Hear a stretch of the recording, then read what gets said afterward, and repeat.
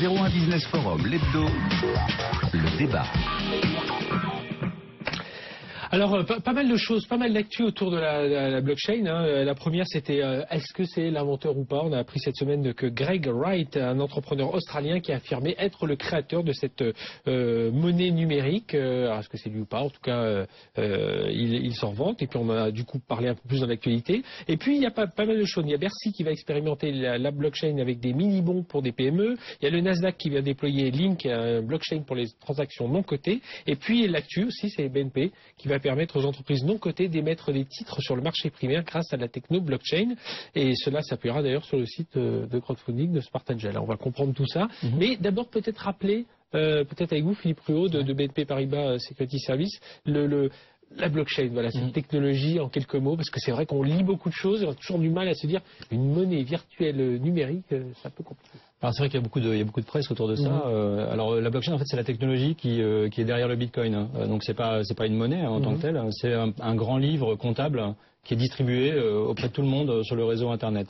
En pratique, c'est comme si chacun avait son porte-monnaie sur Internet, avait le registre de ses transactions de son porte-monnaie sur Internet, et que chaque transaction qui est effectuée entre différents particuliers, par exemple, se réplique sur le livre de chacun. Donc chacun est complètement synchronisé comptablement. Donc au départ, on achète. Alors au départ, il faut que quelque chose soit émise dans la blockchain. Donc après, on pourra en reparler du cas sur lequel on travaille avec Benoît, où on peut émettre des titres ou de l'espèce sur une blockchain. Et ensuite, il y a des protocoles d'échange qui viennent alimenter les livres comptables de tout le monde via des systèmes de cryptographie dont tu pourras nous parler. Donc pour expliquer un peu quelle chaîne de données est passée chez un autre, chez son client, chez son fournisseur. En fait, à chaque fois qu'il y a une transaction d'une personne dans la blockchain, cette transaction est donc validée, intègre le livre comptable, mon livre comptable par exemple, et est répliquée aussi chez Benoît. Donc, et on va démarrer tout de suite par ce que vous avez mis en place. Donc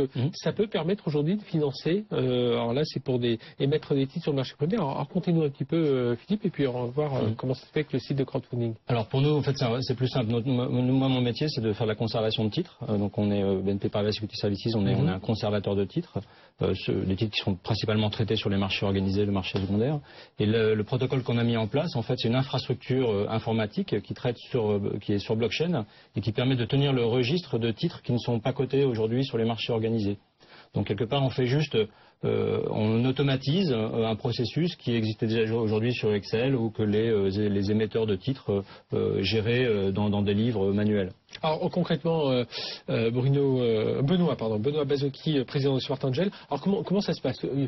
Quelqu'un veut participer à ce projet de financement. Comment ça va? Voilà, comment il vient chez vous? Alors tout à fait. Nous, aujourd'hui, notre métier, c'est de financer des entreprises, de présenter donc des startups, des PME, à des investisseurs, soit des investisseurs particuliers, professionnels, et qui deviennent actionnaires. Aujourd'hui, donc ça marche, on peut le faire sans blockchain. L'intérêt de blockchain, c'est que les titres financiers que vous allez souscrire sur la plateforme vont être enregistrés de manière sécurisée, automatisée, directement sur le réseau. Donc aujourd'hui, tout ce qui est les vérifications manuelles de tenue de registre qu'on opère, ça a une limite en termes de volume. Et donc on a besoin d'automatiser ça de manière très sécurisée. C'est-à-dire qu'il n'y a plus d'échange de valeur d'euros, la valeur c'est le bitcoin, et ça c'est plus sécurisé que Alors il y aura toujours une valeur euro, c'est-à-dire que sur la technologie blockchain, on n'est pas sur l'usage de la monnaie bitcoin qui n'est qu'un dérivé. Donc on inscrira les titres, il faut considérer que finalement blockchain est comme une base de données qui a ses propres fonctionnements, son propre fonctionnement sécurisé parce que décentralisé, et on va inscrire les titres sur cette blockchain, et donc tous les titres émis, on saura exactement à qui ils appartiennent. Automatisation d'échange entre chacun des registres. Automatisation et sécurisation. Aujourd'hui, un émetteur de titres financiers tient, comme Philippe le disait à l'instant, son registre, il n'y a pas de réglementation sur les émetteurs non cotés, ça existe bien sûr sur les marchés financiers, mais pas pour les émetteurs non cotés, sur des fichiers Excel, ça peut être papier, et l'idée c'est d'avoir une normalisation standardisée et sécurisée. C'est-à-dire qu'aujourd'hui c'est ça, j'ai mon tableau Excel, je vais acheter je vais avoir des titres, il y aura un échange, je serai obligé d'avoir une action, moi, sur mon fichier Excel, et celui auprès de qui j'aurai acheté aura aussi ta action Excel, et là, vous l'automatisez avec cette technologie. Exactement. Aujourd'hui, ce sont essentiellement les entreprises avec qui on travaille sur Smart Angels. Ce sont les avocats des entreprises qui tiennent ces registres. Demain, tout sera effectivement inscrit sur une blockchain. Alors, on va voir dans un instant en quoi c'est révolutionnaire, mais sur la partie sécurité, Mathieu Guérin de Solucom. En fait, justement, c'est ce qui est révolutionnaire pour moi quand même dans la blockchain, c'est le fait qu'on va supprimer les tiers de confiance. C'est vraiment ça qui est intéressant, c'est-à-dire que finalement la confiance jusqu'à présent, sur énormément de cas d'usage, elle est portée par un tiers qui va vérifier la validité d'une transaction typiquement. Là, on n'a plus besoin de ça. On n'a plus besoin de ça. Tout ça, c'est régi par des algorithmes, c'est régi par de la cryptographie, qui fait que finalement la confiance va être validée directement par le réseau.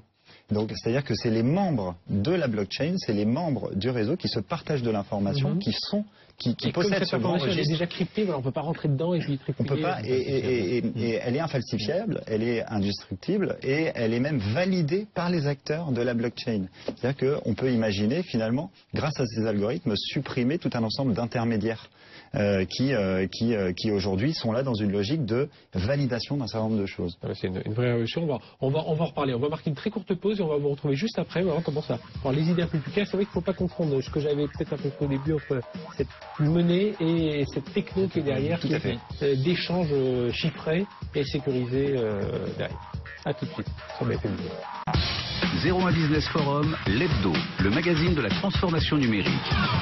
Frédéric Simotel sur BFM Business.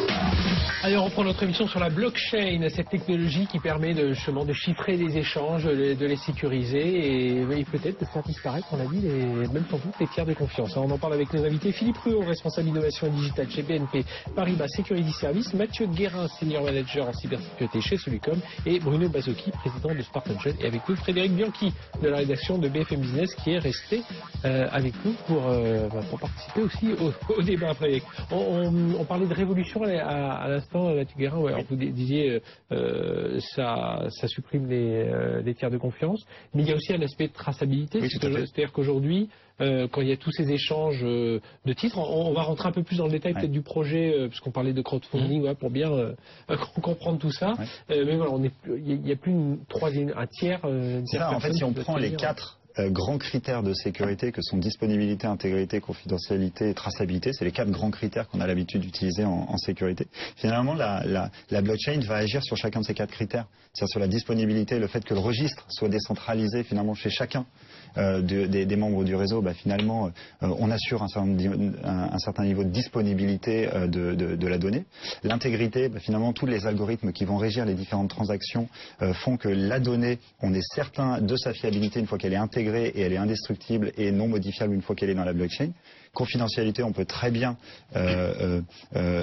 cacher, chiffrer finalement les données qui sont dans une blockchain, pourquoi pas, et surtout la traçabilité, vous avez raison, finalement c'est un registre ouvert et donc n'importe qui peut vérifier qu'une action a bien eu lieu et qu'une donnée est bien présente dans la blockchain. Donc oui. Pardon. Et donc là, Benoît Bazocchi, donc c'est autour d'un projet de crowdfunding, c'est ça? Exactement. C'est autour d'un projet de crowdfunding. En fait, quand on regarde ce qu'est le crowdfunding, c'est la digitalisation de l'investissement dans des startups, dans des PME. Et là, on va un cran plus loin. C'est-à-dire que nous, chez Smart Angels, on a tout automatisé. Vous pouvez investir en ligne, payer en ligne votre souscription, inscrire vos titres dans votre PEA complètement en ligne avec certains de nos partenaires bancaires. Donc, on a un process qui est ce qu'on appelle full online. Et la réalité, c'est qu'on repassait derrière sur la gestion des titres à quelque chose qui était beaucoup plus traditionnel et hors ligne. Là, on passe une étape très nette qui fait que les registres de titres seront désormais digitalisés et inscrits directement sur des réseaux. Quelles conséquences ça peut avoir sur les PME et sur les sociétés dont vous vous occupez? Est-ce que vous mesurez un petit peu ce que ça pourrait changer pour elles, au niveau des levées de fonds peut-être, ou au niveau des actionnariats? Ça permet d'aller beaucoup plus vite et beaucoup plus loin aussi dans l'approche qu'on peut avoir derrière d'un marché secondaire. Parce que c'est ça l'enjeu. En fait, on rapproche l'univers du financement des entreprises non cotées de ce qui peut exister dans le monde des sociétés cotées en termes de facilité d'accès des investisseurs, de rapidité du financement. Et d'ailleurs, un des acteurs dans le monde qui est le plus en avance sur ces sujets-là, vous l'avez cité tout à l'heure, c'est le Nasdaq qui a monté une plateforme qui s'appelle Link, qui repose entièrement sur blockchain et qui est dédiée à des entreprises non cotées. Ouais, donc, alors, Philippe Ruot, il y a une histoire aussi. Là, on est dans un domaine financier. Il y a une réglementation. Alors, est-ce que utiliser cette technologie blockchain, bon, c'est légal, oui, j'en suis sûr. Mais voilà, est-ce qu'il y a une réglementation derrière? Est-ce que ça va bouleverser la réglementation? Est-ce qu'il va y avoir des labels, des normes, des standards qui vont être, qu'il faut pousser derrière forcément? Alors aujourd'hui, il n'y a pas une réglementation autour de la blockchain et la capacité d'émettre des titres dans une blockchain qui ont une vraie valeur en tant qu'instrument financier. En revanche, on a un dialogue assez régulier avec le régulateur, aussi bien le Trésor que l'AMF, qui sont en train d'observer le phénomène et probablement regarder comment adapter les règlements. Mais aujourd'hui, et c'est un peu pour ça que nous, on s'est plutôt adressé au marché des non-cotés, qui n'est pas soumis à une réglementation spécifique, pour avoir un cas d'usage pratique de la blockchain sur notre métier finalement. Mais c'est vrai que sur le marché secondaire et avec tous les volumes qui sont traités sur des marchés comme Euronext, etc., aujourd'hui, il n'y a pas de réglementation applicable à l'instant T. C'est pour ça que pour le marché coté, on attendra un peu de voir... Pour le marché coté, il faudra attendre effectivement que le régulateur... Mais ça pourrait arriver un jour. Alors, ça pourrait arriver un jour. Aujourd'hui, la technologie n'est pas du tout mûre pour pouvoir traiter les millions de transactions qui sont traitées aujourd'hui sur les marchés organisés. Il faut savoir qu'aujourd'hui, un marché organisé, c'est de l'ordre de la microseconde, tandis que l'appariement d'un ordre sur une blockchain, c'est plusieurs minutes, voire 10 minutes. Oui. Donc, on est vraiment sur des dimensions complètement décorrélées. Tout à l'heure, on parlait de la fin des intermédiaires. C'est un peu l'ubérisation de ce métier-là, des chambres de compensation qu'on connaît, les Clearstream, des choses comme ça. Est-ce que ces métiers-là vont disparaître ou est-ce qu'on aura toujours besoin de tiers de confiance, d'intermédiaires, même avec la blockchain? Alors, en fait, je pense que vous avez raison, c'est-à-dire que c'est le bon mot, je pense que c'est une belle illustration de ce qu'on appelle l'ubérisation. Maintenant, je vous rejoins, c'est-à-dire que les limites aujourd'hui des technologies sont présentes, et donc on n'y est pas encore. Mais effectivement, c'est une technologie qui pourrait tendre vers une ubérisation, voire même une ubérisation de sociétés comme Uber. Ça fait la disparition de sociétés qui aujourd'hui agissent seulement comme des intermédiaires, entre guillemets, comme des intermédiaires sur des transactions qui ont lieu entre particuliers. Oui, c'est une belle forme, c'est comme Blablacar, c'est pas Blablacar qui transporte les gens, ni Uber qui transporte les gens, c'est l'algorithme qui fait qu'on met en contact des gens qui veulent voyager avec des gens qui ont et les algorithmes régissent finalement toutes ces transactions. Le risque, c'est quoi autour de cette techno Alors, en fait, il y a différentes choses. C'est-à-dire, intrinsèquement, comme je vous ai dit, c'est une technologie, les mécanismes sont sécurisés. Maintenant... ils sont sécurisés parce que c'est nouveau et que les hackers n'ont pas eu le temps de s'y mettre ou... On a entendu quand même il y a quelques semaines de disparition de Bitcoin. Oui, alors en fait, la plupart des attaques n'ont pas lieu sur les mécanismes de la blockchain, mais plutôt sur leur implémentation et plutôt sur les services qui accèdent à la blockchain. C'est-à-dire, typiquement, si on parle du Bitcoin, le Bitcoin, c'est la blockchain qui fonctionne le mieux, aujourd'hui, vous avez énormément de services qui permettent d'accéder et de réaliser des services à travers la blockchain Bitcoin. Donc typiquement, accéder à votre compte, le nombre de Bitcoin que vous avez. C'est quelque chose, vous avez besoin d'avoir une plateforme pour pouvoir accéder à cette information. Et c'est ces plateformes-là aujourd'hui qui se font attaquer. C'est-à-dire que ce ne sont pas les mécanismes cryptographiques, ce ne sont pas finalement, c'est pas les mécanismes de la blockchain, mais finalement les services accédants. Voilà. Maintenant, il y a des accès, on pourra en parler plus tard, mais il existe une attaque théorique aujourd'hui dont on entend parler beaucoup, c'est l'attaque 51%. Oui, allez-y. Donc c'est tout simplement l'attaque qui, à partir du moment où quelqu'un possède plus de 51% de la puissance de calcul de la blockchain, vous avez théoriquement une capacité à biaiser le système et finalement à rajouter des transactions. Donc c'est quelque chose auquel il faut faire attention. Aujourd'hui, sur des réseaux comme le Bitcoin, on est sur quelque chose un réseau qui va être énorme, c'est-à-dire pour lesquels on va avoir énormément d'acteurs aujourd'hui qui vont contribuer, qui vont faire partie de ce réseau-là. Et donc aujourd'hui, le risque d'avoir quelqu'un qui possède plus de 51% de cette force de calcul n'est pas très important. Mais demain, sur des blockchains plus naissantes, on pourrait arriver sur ce risque, tout simplement. Philippe Ruot de BNP Paribas Security Services, pourquoi mêler, enfin on a rapidement dit, mais pourquoi mêler ce crowdfunding et blockchain justement? Vous pensez que ça peut faire exploser, enfin ça peut le faire passer le crowdfunding dans un cadre beaucoup plus industriel et j'allais dire professionnel, non, parce qu'on va dire que c'est quand même assez structuré le crowdfunding aujourd'hui, mais voilà, dans un cadre beaucoup plus industriel que ce que l'on peut voir aujourd'hui? Ça permet de mettre une infrastructure solide en place pour toute la tenue de compte, toute la tenue de compte titres, ainsi que l'échange de titres qui n'existait pas auparavant. Donc effectivement, je pense qu'avec cette infrastructure-là, et l'apport d'un tiers de confiance, puisqu'on existe encore dans ce modèle-là, puisque c'est nous qui opérons la blockchain, quelque part on va faciliter les échanges et apporter plus de sûreté sur la tenue de compte. Là, on vient de voir justement une illustration qui, pour ceux qui nous regardent en télé, 100 000 entreprises qui sont en quête de fonds aujourd'hui, ça veut dire que ça peut les aider, Benoît Bazocchi de Smart Angel? Complètement, c'est-à-dire que là encore, on est dans une croissance des volumes sur le crowdfunding qui fait que il faut absolument, comme je disais, sécuriser pour aller plus vite en fait. Sinon, on va rester dans les processus qui vont être manuels. On ne pourra pas avancer assez vite. Voilà, et on ne pourra pas financer ces 100 000 entreprises. Et c'est pour ça qu'il faut des mécaniques qui sont des infrastructures proches de ce qui existe sur les marchés financiers. Alors, l'ampleur justement on est au tout début, parce que vous, c'est votre premier BNP Paribas, c'est votre premier pas dans cette première application pratique. Après, on regarde pas mal on teste sur pas mal d'autres sujets, mais c'est notre première application pratique. Et pour nous, c'était important de livrer quelque chose. Parce qu'effectivement, il y a beaucoup de presse, beaucoup de publications sur la blockchain. On voulait avoir un projet concret sur lequel il y avait une demande, parce qu'il y avait une demande du marché, et avec laquelle on pouvait approcher les régulateurs pour expliquer comment ça fonctionne, quel est notre rôle dedans. Et tout à l'heure, c'est Mathieu Guérin, vous parliez de le souci, c'est que la blockchain, c'est quelques minutes pour faire toute cette transaction. C'est quoi qui doit être amélioré aujourd'hui? C'est justement ce temps de traitement, Mathieu, puis Philippe Reuault, après. En fait, effectivement, il y a beaucoup de choses qui peuvent être améliorées. Je pense que la performance, vous avez raison, c'est ce sur quoi actuellement il faut travailler.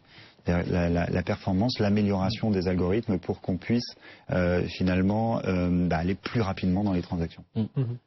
Oui, après la performance en termes de vitesse, par exemple pour exécuter des ordres sur le marché, il faut vraiment être très rapide. Et c'est aussi la performance en termes de capacité de stockage, c'est-à-dire comme c'est un registre décentralisé, c'est-à-dire qu'il est répliqué partout. Tout à fait. Donc en termes de données, c'est colossal. Oui, c'est ça. Dès qu'on bouge quelque chose, la transaction elle est copiée absolument partout, alors qu'avant elle était un seul endroit. Le fournisseur, enfin, celui qui achète. Si demain vous souhaitez faire des virements en Bitcoin, vous devez télécharger l'intégralité de tous les bitcoins qui ont été émis depuis le démarrage, de toutes les transactions.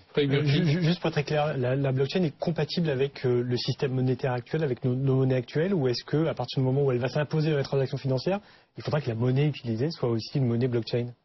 Il faudra probablement que la Banque de France ou la Banque Centrale Européenne émettent de la monnaie directement dans la blockchain. Je sais que la Banque d'Angleterre a publié pas mal de choses là-dessus et regarde quel usage il pourrait faire et potentiellement avoir une émission. Est-ce que le grand public, vous pensez, qu'il pourrait changer de monnaie, utiliser ces monnaies-là, dont il ne comprend pas d'ailleurs comment elles fonctionnent, mais est-ce que c'est crédible que le grand public utilise ce type de monnaie-là? Après, la monnaie restera à l'euro. Donc après le véhicule, je pense que les gens, les gens s'en fichent un petit peu quelque part. Si c'est la blockchain qui tourne derrière. Après, il y a des questions de traçabilité, c'est toujours pareil. Alors voilà, ce qui est intéressant, c'est la traçabilité sur les transactions. BNP Paribas, donc il y a un consortium avec qui s'appelle R3 qui travaille autour de tout ça. Ça veut dire que, bon, on vous reçoit aujourd'hui, mais toutes les banques sont évidemment en train de réfléchir à alors pas forcément ce service précis, mais à l'utilisation de la blockchain dans leurs échanges. Oui, il y a un groupement de banques auquel on fait partie qui s'appelle R3, effectivement, qui regroupe 42 banques. Et là, en fait, c'est principalement des échanges sur les protocoles. C'est-à-dire de trouver des cas d'usage pour que les banques puissent travailler entre elles, et puis de se mettre d'accord sur les protocoles d'échange en blockchain. Benoît Bazocchi de Smart Angel, justement, on parlait de 100 000 entreprises en quête de fonds. Lorsque des entreprises viennent vous voir, vous dites, bon voilà, on cherche des fonds, et vous leur expliquez ce concept avec la blockchain. Le concept prend, les gens ont un peu de mal au début. Alors, c'est pas tant le concept de blockchain qui est important que le service que nous, on va pouvoir rendre à nos clients. D'accord. Et finalement, bien sûr, on explique ce qu'est blockchain, mais la réalité, c'est que le besoin d'une entreprise, c'est de pouvoir faire une émission simplement, rapidement, et de pouvoir gérer son actionnariat derrière simplement. Et le besoin d'un investisseur, d'un souscripteur de titres financiers, c'est d'être certain qu'il est bien détenteur juridiquement des actions qu'il a souscrites. Donc je dirais la technologie, en fait, ça peut être relativement transparent pour les usages. Il voit juste qu'il a ses actions, que tout ça est enregistré.